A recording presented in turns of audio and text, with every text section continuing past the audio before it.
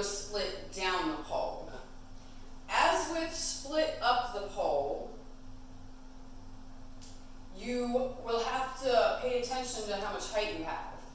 So for me, I don't have as much height as I would if I was in a studio.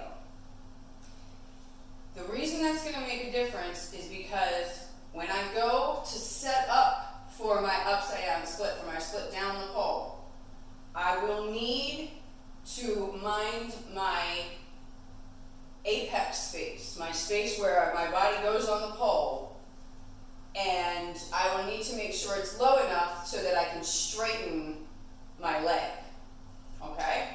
So because this is only an 8-foot pole, I'm going to kind of come out so that when I flip up, I will be lower on the pole.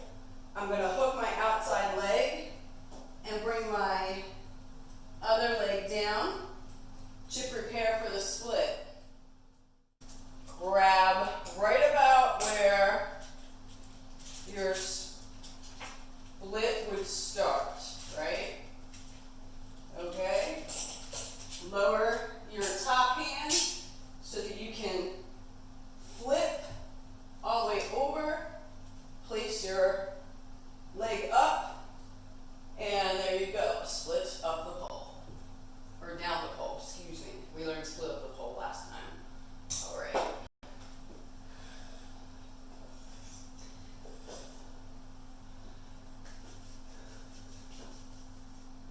Make sure you've got good grip. Make sure your pole is nice and clean. And here we go again. I gotta make sure I get low enough on the pole. So I flip up, hook my outside leg, bring the other leg down, and loop it onto the pole. Hands are right about crotch level there. Such a lovely word. And push it up. Try and straighten that knee as much as you can. Very good. Take it into Superman when you're done.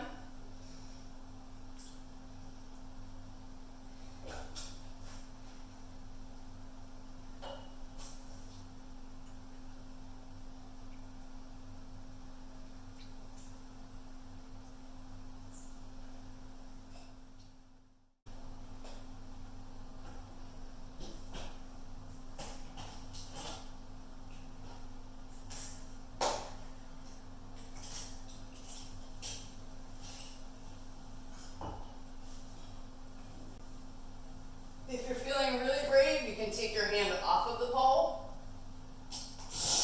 And then, easiest thing really is going to be taken into Superman.